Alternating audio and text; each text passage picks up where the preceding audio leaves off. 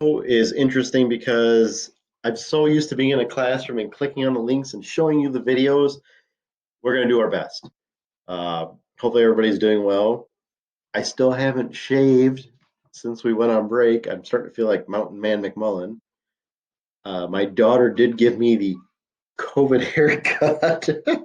I know the light coming down right now probably has made you blind, but it's just been uh, trimmed or whatever. So I don't know. So today, let's talk about this.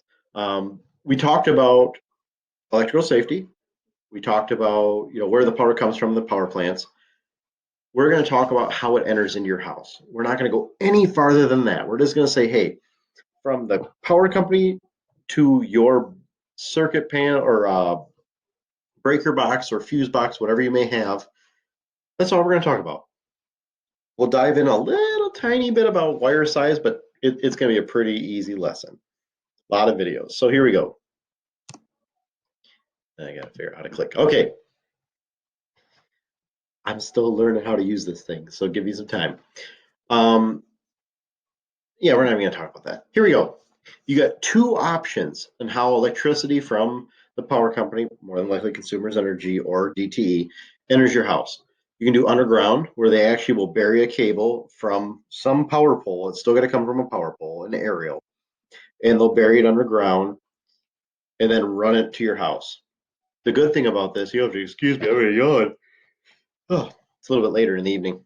But so the good thing about this is you don't have that ugly wire hanging up, going to your house. And the other thing too is like people don't think about it. If you have propane delivered or maybe a big tall UPS truck backs down your driveway, they'll actually, be considering concerned about that wire going from the power pole to your house. Maybe it's hanging a little bit lower than it should.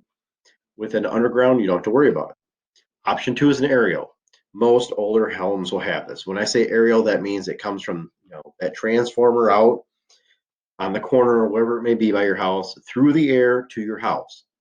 From there, we'll enter down into your, wherever it may be. For me, oh my god, here's a second yawn. This is not a good recording. I apologize. I'm probably making you yawn right now.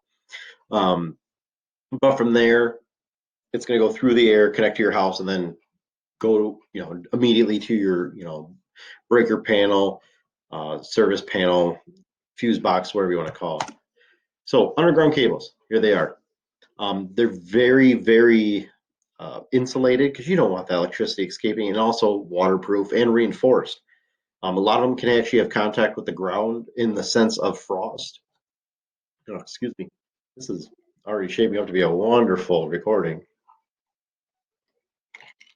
Okay, I got water. I'm not used to doing this.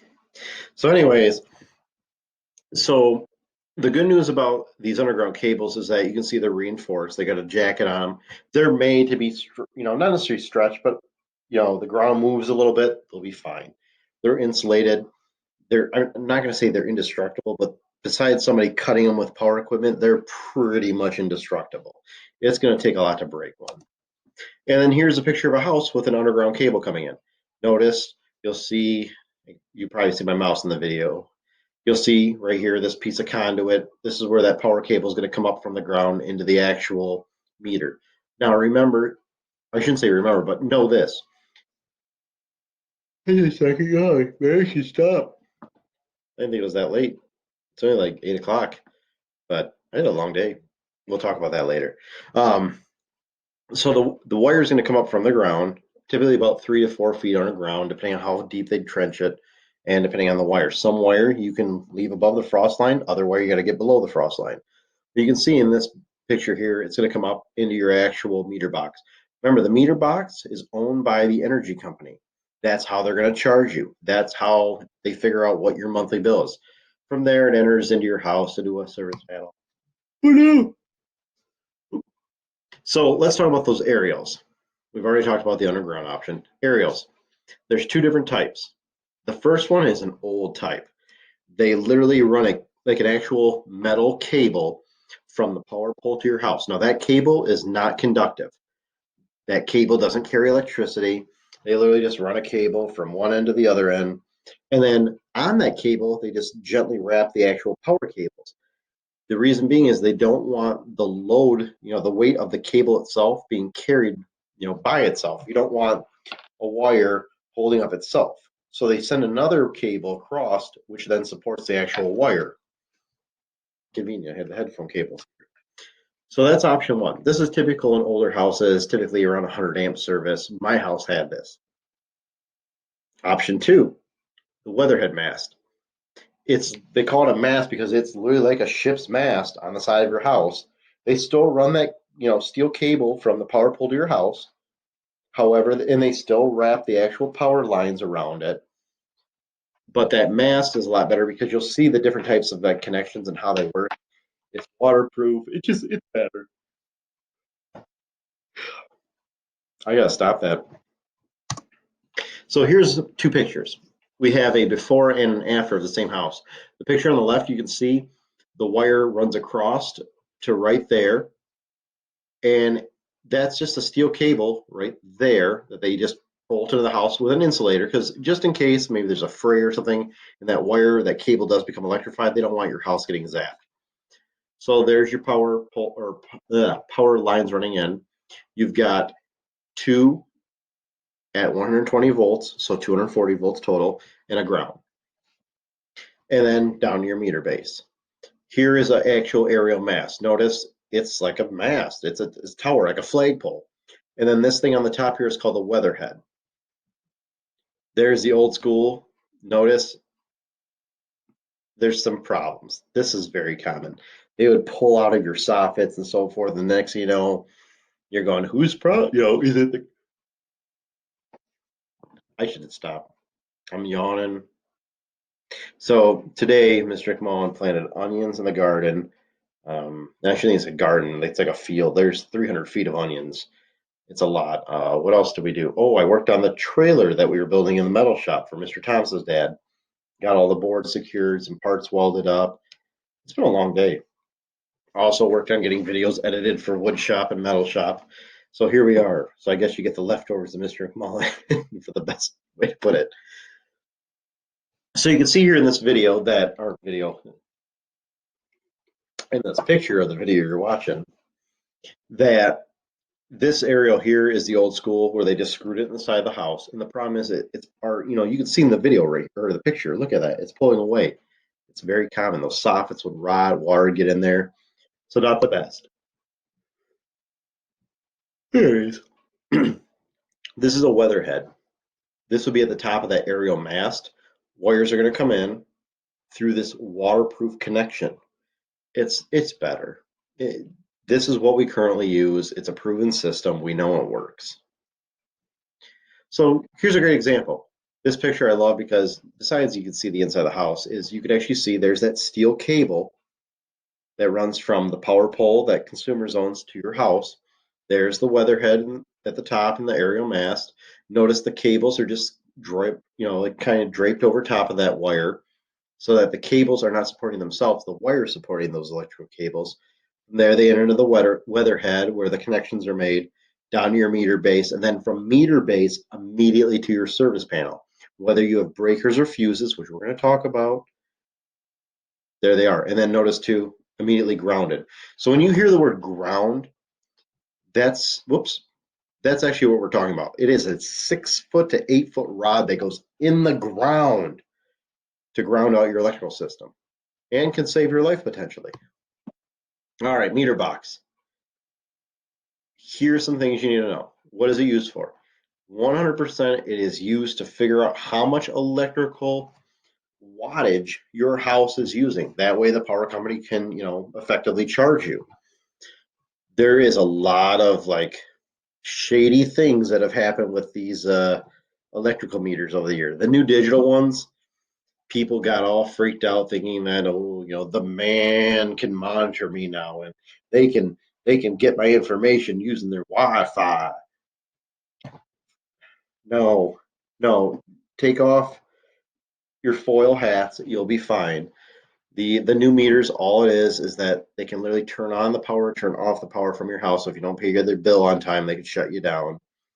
The other thing too is they're actually a lot more accurate. So people's bills went up when they went to the new digital meter bases, and people were complaining, well, my bill went up. That's because your old meter wasn't accurate.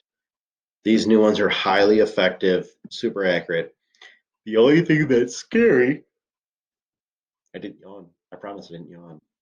We should have like a yawn counter, like right there on the screen. Every time I yawn, it like bleep. The only bad thing about the new ones is that there's the fear of maybe somebody that's out to do bad, or a foreign country hacking into the system somehow and killing everybody's power. Like that is a potential that could happen. But again, keep your security updated. At the company level, you'll be fine. The old meter bases had some issues because I'm not telling you this. Don't do this. Please don't do this, because people got killed.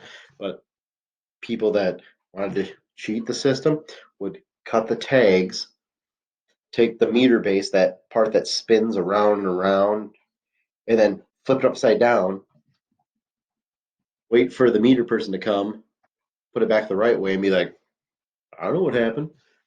And yes, it would run backwards and it would save you some money. However, illegal, illegal, illegal, illegal, illegal, and dangerous. There's nothing there to stop the electricity. There's no breaker panel, no switch, no nothing. You'd fry like some chicken if you did not do things right. Um, I put on here too, you can see, the faster the wheel spins, the more electricity using. That's the old system. The new ones are all digital. If you need a different meter base or you want to upgrade, 12. If you want a different meter base or need to upgrade to a higher amperage, there's actually no charge. Consumers or DT will actually provide you with a box, no questions asked. I put down on the bottom of the slide too, do not tamper with unless there's an electrical emergency.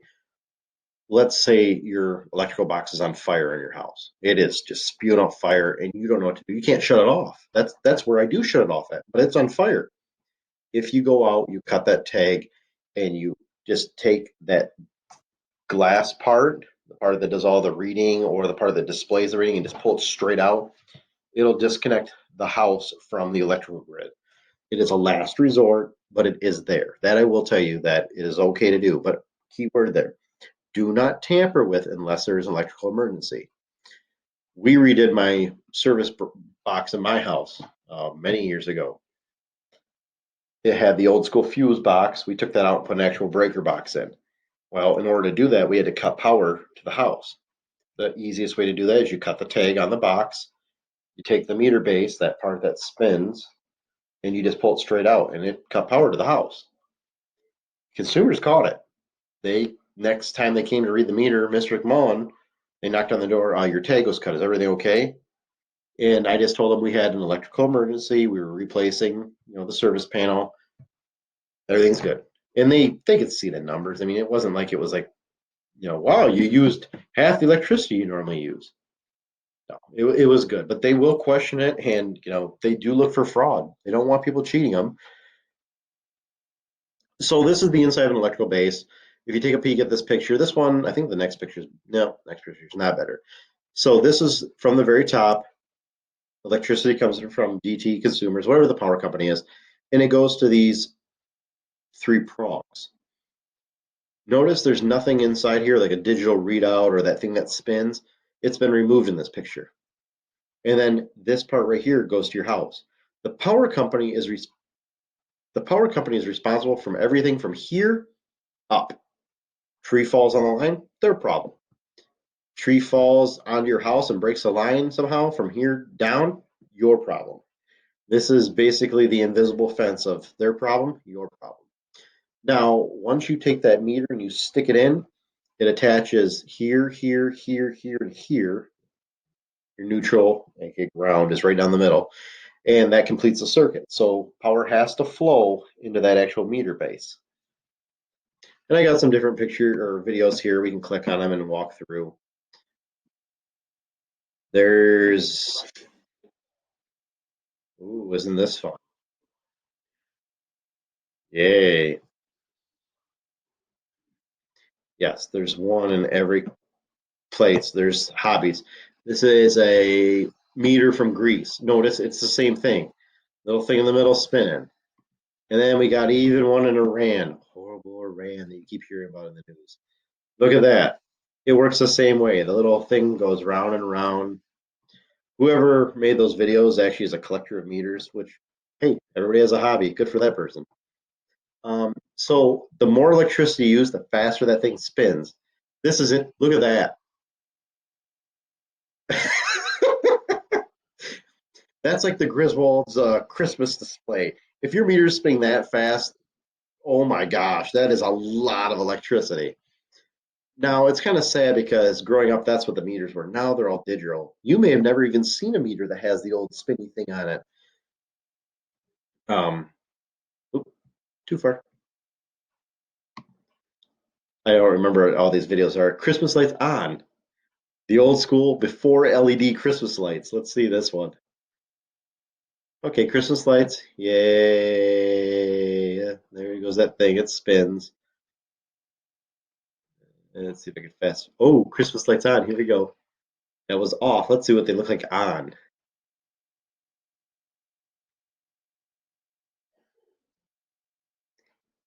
So when you want to see how fast you're actually spending money on your Christmas display, I mean, you went from just going to now that. Yeah, that's some. I think this one is a meter based on fire. Yeah, that's bad. If that happens, call the fire department because there's nothing you can do but sit back and just hope it doesn't spread to the structure. And then this person here, I'm going to fast forward because this video takes forever. This person's meter is actually running backwards. And the reason for that is I'll fast forward it here so you can see. Yeah. That's why. They have two, and first of all, too, there's too many bushes up against that meter base. That's no. Keep your flammables away from the meter base. Um, but fun fact, Michigan actually has a law that says if you generate your own electricity and you produce more than you use and it runs through the meter, if the meter runs backwards, which means you're giving it back to the grid, whatever power company services your area, they legally have to pay you for the electricity you're basically giving them. So you can sell that electricity back. Typically, it lowers your bill because you're always going to need something. If the wind wasn't blowing, you're going to use a little bit. But let's say you did generate more than you use, they're going to give you a check every week. And they have to legally do that in the state of Michigan, which I think is cool. And then we're not going to talk about that. Here's what we do need to know. You're going to start hearing some terms: hots, neutrals, and grounds. Neutral and ground are very eerily similar. They both run back to the ground, like the physical ground, but there's dedicated grounds, which are like direct paths for current to go into the ground, and there's neutrals, which if you're looking at like an electronic circuit, positive, minus, basically look at the neutral as your minus. That's the best way to look at a neutral. And then hot means positive or charged. Coming into a house, you're going to have two positives or two hots. One's at 120 volts, the other's at 120 volts, 240 total. That's for a typical residence. Um, School, much higher voltage. Big industries, factories, even higher voltage. But for residential, 240 volts. That's what the biggest appliance is going to run on. Your stove, your uh, water heaters, maybe you got a big air compressor, maybe a 240 welder, but that's it. And then one neutral. We're not going to talk about that. Wire, we did hint on this. Resistance. The bigger the wire in diameter, the more amps and electricity you can carry, the more voltage and amps. So that wire that's running in your house is going to be significantly bigger than the wire that's in your walls. And then we can talk about this until I'm blue in the face. We have copper wire and aluminum wire. Aluminum was very prevalent when there was copper shortages. When copper prices go up, people switch to aluminum.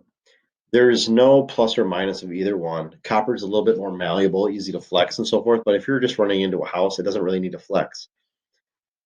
Aluminum can oxidize. They make special stuff to put on the wire once you strip it to put into, outlets and so forth. I should say outlets, but receptacles. Just some chemical to put on so it doesn't oxidize. That's about the only bad thing about aluminum. Otherwise, aluminum, copper, both great conductors. Whatever one's basically the cheapest is what a lot of people go with. Copper would probably be prevalent. I mean, copper's always been king. But I can tell you that the service leads coming into my house, which are like right behind that photo actually, they're aluminum because that was all that was available when we did it. Aluminum will be a little bit thicker than copper. Remember, the more conductive the metal, the smaller the wire can be. And just some pictures here.